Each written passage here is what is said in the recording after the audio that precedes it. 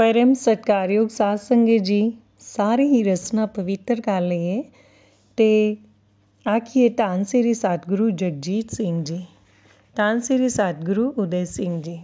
साध संगत जी, अज दी साखी का सिरलेख है साधु बोले सहज सुपाए। इस साखी संबंधित है संत बलदेव सिंह जी, श्री जीवन नगर। संत बलदेव सिंह कस्बा राणिया, जिला सरसा के निवासी हैं।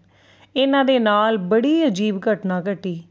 कारण सी कि इन्हां ने अकाल पुरख श्री सतगुरु जगजीत सिंह जी दे हुक्म की उलंघना की सी। इन्हां दे पिता संत नारायण सिंह जी ने अपने पुत्र बलदेव सिंह नूं बचपन विच ही श्री सतगुरु जगजीत सिंह जी के चरणों में भेंट कर दिता सी। उन्होंने पातशाह जी के चरणों में बलदेव सिंह के पालन पोषण की अर्ज की।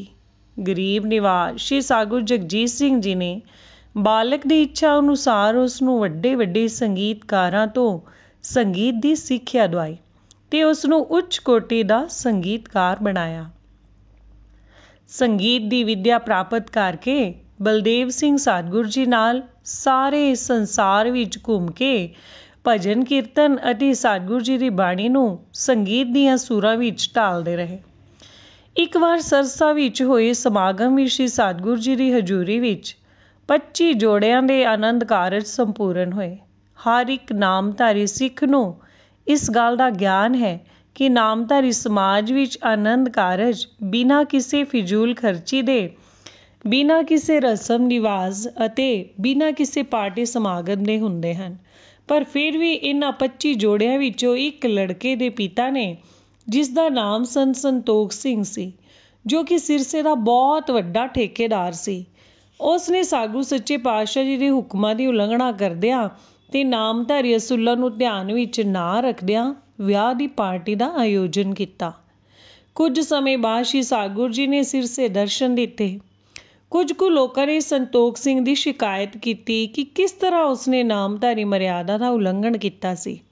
इहो जी मर्यादा का उलंघन जो कि सदियां तो चली आ रही नामधारी व्यवस्था नूं भ्रिष्ट कर सकती है।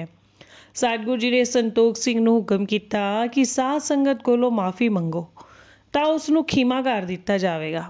पर ठेकेदार ने माफ़ी मंगन तो साफ इनकार कर दिता। सतगुरु जी गुस्से विच आ गए।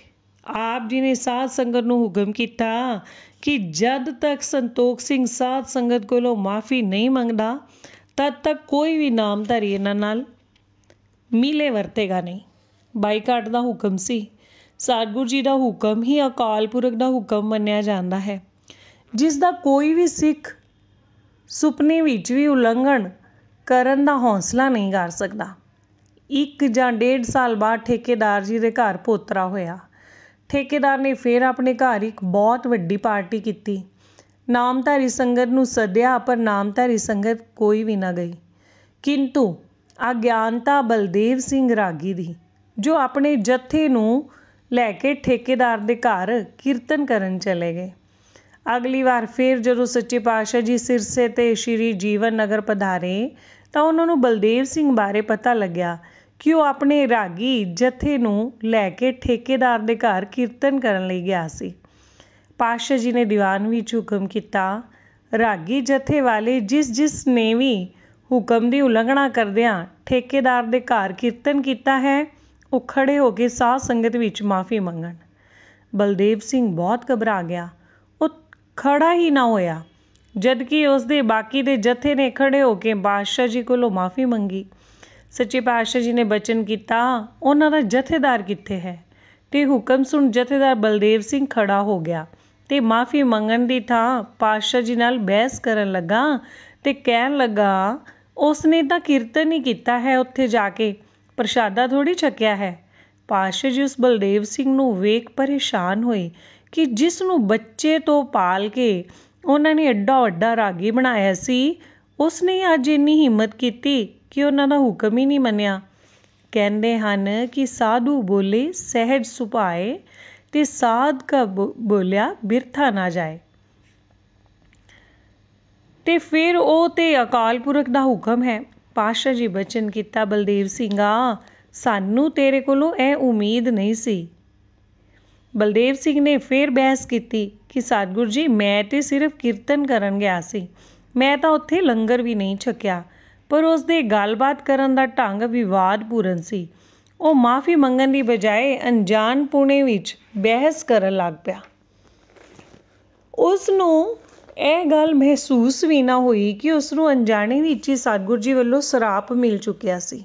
ਹਾਲਾਂਕਿ ਸਤਿਗੁਰੂ ਜੀ ਤੇ ਸਭਨਾਂ ਦਾ ਭਲਾ ਮਨਾਇਦਾ ਵਾਲੀ ਹਸਤੀ ਹੈ। ਉਸਨੇ ਤੇ ਮਾੜੀ ਮੋਟੀ ਸਜ਼ਾ ਦੇ ਕੇ ਸਾਡੀ ਜੀਵ ਆਤਮਾ ਦਾ ਭਲਾ ਕਰਨਾ ਹੁੰਦਾ ਹੈ। ਇਹ ਘਟਨਾ ਦੇ 15 ਦਿਨਾਂ ਬਾਅਦ ਹੀ ਸੰਤ ਬਲਦੇਵ ਸਿੰਘ ਦੀ ਦਾੜ੍ਹੀ ਦੇ ਵਾਲ ਝੜਨੇ ਸ਼ੁਰੂ ਹੋ ਗਏ। ਹੌਲੀ ਹੌਲੀ ਉਸ ਦਾ ਚਿਹਰਾ ਖੋਦਾ ਹੋ ਗਿਆ। ਉਸਨੇ ਕਾਫੀ ਇਲਾਜ ਕੀਤਾ। ਉਸਨੇ ਸਮਝਿਆ ਕਿ ਉਸ ਦੀ ਚਮੜੀ ਵਿੱਚ ਕੋਈ ਖਰਾਬੀ ਆ ਗਈ ਹੈ, ਜਿਸ ਕਰਕੇ ਉਸਦੇ ਦਾੜ੍ਹੀ ਦੇ ਵਾਲ ਝੜ ਗਏ ਹਨ। ਉਸਨੇ ਆਪਣੇ ਚਿਹਰੇ ਨੂੰ ਢੱਕਣ ਲਈ ਠਾਠਾ ਬੰਨ੍ਹਣਾ ਸ਼ੁਰੂ ਕਰ ਦਿੱਤਾ। ਫਿਰ ਉਸਨੇ ਆਪਣੇ ਪਾਸਪੋਰਟ ਲਈ ਬਗੈਰ ਦਾੜ੍ਹੀ ਦੇ ਫੋਟੋ ਖਿਚਵਾਏ। 2 ਸਾਲ ਬੀਤ ਗਏ। ਉਸਨੂੰ ਇਸ ਗੱਲ ਦਾ ਆਭਾਸ ਹੀ ਨਾ ਹੋਇਆ ਕਿ ਉਹਦੀ ਦਾੜ੍ਹੀ ਦੇ ਵਾਲ ਸ਼੍ਰੀ ਸਤਿਗੁਰੂ ਜੀ ਦੇ ਸਰਾਪ ਨਾਲ ਉਤਰੇ ਸਨ। ਉਹ ਹਕੀਮਾਂ, ਵੈਦਾਂ, ਡਾਕਟਰਾਂ ਕੋਲੋਂ ਇਲਾਜ ਕਰਵਾਉਂਦਾ ਰਿਹਾ, ਪਰ ਕੋਈ ਫਾਇਦਾ ਨਹੀਂ ਹੋਇਆ। ਇੱਕ ਰਾਤ ਸੁਪਨੇ ਵਿੱਚ ਸੰਤ ਬਲਦੇਵ ਸਿੰਘ ਨੂੰ ਸ਼੍ਰੀ ਸਤਿਗੁਰੂ ਜੀ ਦੇ ਦਰਸ਼ਨ ਹੋਏ। ਪਾਤਸ਼ਾਹ ਜੀ ਬਚਨ ਕੀਤਾ, ਬਲਦੇਵ ਸਿੰਘਾ, ਸਾਨੂੰ ਤੇਰੇ ਕੋਲੋਂ ਇਹ ਉਮੀਦ ਨਹੀਂ ਸੀ। ਬਲਦੇਵ ਸਿੰਘ ਦੀ ਨੀਂਦ ਖੁੱਲ੍ਹ ਗਈ। ਹੁਣ ਉਸਨੂੰ ਗਿਆਨ ਹੋਇਆ ਕਿ ਉਸਦੀ ਦਾੜ੍ਹੀ ਕਿਸੇ ਬਿਮਾਰੀ ਨਾਲ ਨਹੀਂ, ਬਲਕਿ ਇਹ ਤੇ ਸਤਿਗੁਰੂ ਜੀ ਵੱਲੋਂ ਹੋਈ ਨਾਰਾਜ਼ਗੀ ਦਾ ਸਿੱਟਾ ਸੀ। ਉਹ ਤੁਰੰਤ ਸ਼੍ਰੀ ਭੈਣੀ ਸਾਹਿਬ ਨੂੰ ਦੌੜਿਆ, ਸੱਚੇ ਪਾਤਸ਼ਾਹ ਜੀ ਦੇ ਚਰਨਾਂ ਵਿੱਚ ਡਿੱਗ ਕੇ ਰੋਣ ਲੱਗ ਪਿਆ। ਅਰਜ਼ ਕੀਤਿਓ ਸੋ, ਗਰੀਬ ਨਿਵਾਜ ਜੀਓ, ਅਵਲ ਤੇ ਮੈਂ ਜਾਣ ਬੁੱਝ ਕੇ ਆਪ ਜੀ ਦੇ ਹੁਕਮ ਦੀ ਉਲੰਘਣਾ ਨਹੀਂ ਕੀਤੀ। ਜੇਕਰ ਅਣਜਾਣੇ ਵਿੱਚ ਮੇਰੇ ਕੋਲੋਂ ਗਲਤੀ ਹੋ ਹੀ ਗਈ ਹੈ ਤੇ ਆਪ ਜੀ ਮੈਨੂੰ ਖਿਮਾ ਕਰੋ ਜੀ। ਸ਼੍ਰੀ ਸਤਿਗੁਰੂ ਜੀ ਨੇ ਨਾਰਾਜ਼ਗੀ ਜ਼ਾਹਰ ਕਰਦੇ ਹੋਏ ਉਸ ਨੂੰ ਮਾਫ਼ੀ ਦੇਣ ਤੋਂ ਮਨਾ ਕਰ ਦਿੱਤਾ। ਬਲਦੇਵ ਸਿੰਘ ਪਾਤਸ਼ਾਹ ਜੀ ਦੇ ਚਰਨਾਂ ਵਿੱਚ ਡਿੱਗ ਕੇ ਰੋਂਦਾ ਰਿਹਾ ਤੇ ਉੱਥੋਂ ਉੱਠਣ ਤੋਂ ਮਨਾ ਕਰ ਦਿੱਤਾ। ਕਹਿਣ ਲੱਗਾ, ਜਿੰਨੀ ਦੇਰ ਆਪ ਜੀ ਨੇ ਮੈਨੂੰ ਖਿਮਾ ਨਹੀਂ ਕੀਤੀ, ਓਨੀ ਦੇਰ ਮੈਂ ਇੱਥੋਂ ਉੱਠਾਂਗਾ ਨਹੀਂ।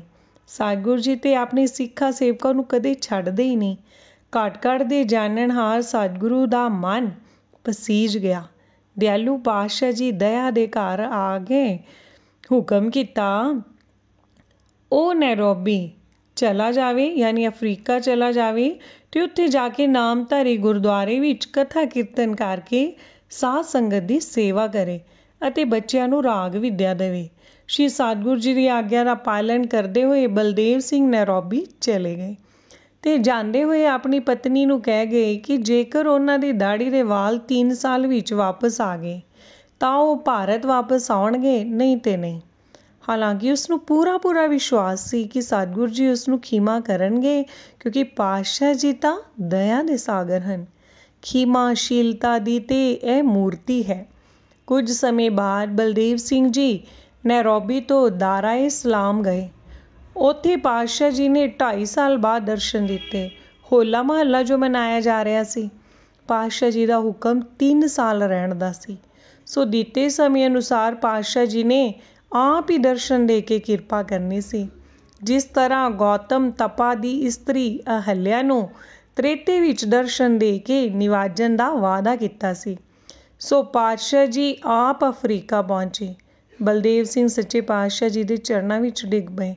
ਰੋਂਦੇ ਰੋਂਦੇ ਪ੍ਰਾਰਥਨਾ ਕੀਤੀ, ਹੇ ਸੱਚੇ ਪਾਤਸ਼ਾਹ ਜੀਓ, ਆਪ ਹੀ ਅਕਾਲ ਪੁਰਖ ਹੋ ਤੇ ਆਪ ਹੀ ਮੈਨੂੰ ਖਿਮਾ ਕਰ ਸਕਦੇ ਹੋ। ਸ਼੍ਰੀ ਸਤਿਗੁਰੂ ਜੀ ਦਇਆਲ ਹੋ ਗਏ। ਆਪ ਜੀ ਨੇ ਆਪਣੇ ਸਿੱਖ ਨੂੰ ਖਿਮਾ ਦੀ ਬਖਸ਼ਿਸ਼ ਕਰਦਿਆਂ ਬਚਨ ਕੀਤਾ, ਗਾਂ ਦੇ ਘਿਓ ਦੀ ਮਾਲਿਸ਼ ਪੈਰਾਂ ਦੀਆਂ ਤਲੀਆਂ ਤੇ ਕਰ, ਤੇਰੀ ਦਾੜ੍ਹੀ ਦੇ ਵਾਲ ਵਾਪਸ ਆ ਜਾਣਗੇ। ਹੁਕਮ ਤੇ ਹੁਕਮ ਹੀ ਸੀ। ਸੋ ਬਲਦੇਵ ਸਿੰਘ ਨੇ ਹੁਕਮ ਮੰਨ ਗਾਂ ਦਾ ਗੋਕਾ ਘਿਓ ਲਿਆ ਤੇ ਉਸ ਦੀ ਮਾਲਿਸ਼ ਪੈਰਾਂ ਦੀਆਂ ਤਲੀਆਂ ਤੇ ਕਰਨੀ ਸ਼ੁਰੂ ਕਰ ਦਿੱਤੀ। ਇੱਦਾਂ ਕਰਨ ਨਾਲ ਹੌਲੀ ਹੌਲੀ ਉਹਦੀ ਦਾੜ੍ਹੀ ਤੇ ਵਾਲ ਉੱਗਣੇ ਸ਼ੁਰੂ ਹੋ ਗਏ। ਪਰ ਇੱਕ ਸਮੱਸਿਆ ਪੈਦਾ ਹੋ ਗਈ। ਬਲਦੇਵ ਸਿੰਘ ਦੀ ਜਵਾਨੀ ਵਿੱਚ ਹੀ ਸਫੇਦ ਵਾਲ ਆ ਰਹੇ ਸਨ। ਸ਼੍ਰੀ ਸਤਿਗੁਰੂ ਜੀ ਅੱਗੇ ਬਲਦੇਵ ਸਿੰਘ ਨੇ ਫਿਰ ਅਰਜ਼ ਕੀਤੀ, ਹੇ ਗਰੀਬ ਨਿਵਾਜ, ਆਪ ਜੀ ਨੇ ਕਾਲੀ ਦਾੜ੍ਹੀ ਲਈ ਸੀ, ਹੁਣ ਵਾਪਿਸ ਸਫੇਦ ਦੇ ਰਹੇ ਹੋ। ਤਾਂ ਸਤਿਗੁਰੂ ਜੀ ਨੇ ਬਚਨ ਕੀਤਾ, ਤੇਰੀ ਕਾਲੀ ਦਾੜ੍ਹੀ ਤੇ ਅਸਾਂ ਕਿਸੇ ਹੋਰ ਨੂੰ ਦੇ ਦਿੱਤੀ ਹੈ, ਹੁਣ ਸਫੇਦ ਦਾੜੀ ਨਾਲ ਹੀ ਗੁਜ਼ਾਰਾ ਕਰ ਤੇ 6 ਮਹੀਨੇ ਬਾਅਦ ਹੀ ਭਾਰਤ ਵਾਪਸ ਆਈ। ਇਸ ਦੇ ਬਾਅਦ ਬਲਦੇਵ ਸਿੰਘ ਦੀ ਦਾੜੀ ਦੀ ਜਗ੍ਹਾ ਦਾੜਾ ਹੀ ਆ ਗਿਆ। ਉਸ ਨੇ ਭਾਰਤ ਵਾਪਸ ਆਉਣ ਲਈ ਹੁਣ ਦੁਬਾਰਾ ਦਾੜੀ ਵਾਲੇ ਚਿਹਰੇ ਦੀਆਂ ਫੋਟੋਆਂ ਖਿਚਵਾਈਆਂ ਤੇ ਪਾਸਪੋਰਟ ਬਣਵਾਇਆ।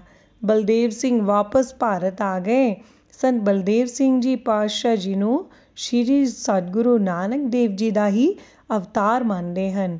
ਉਹਨਾਂ ਦਾ ਕਹਿਣਾ ਹੈ ਕਿ ਦੁਖੀਆਂ ਦੇ ਦੁੱਖ ਦੂਰ ਕਰਨ ਲਈ ਹੀ ਆਪ ਅਕਾਲ ਪੁਰਖ ਨੇ ਇਸ ਧਰਤੀ ਤੇ ਅਵਤਾਰ ਧਾਰਿਆ ਹੈ।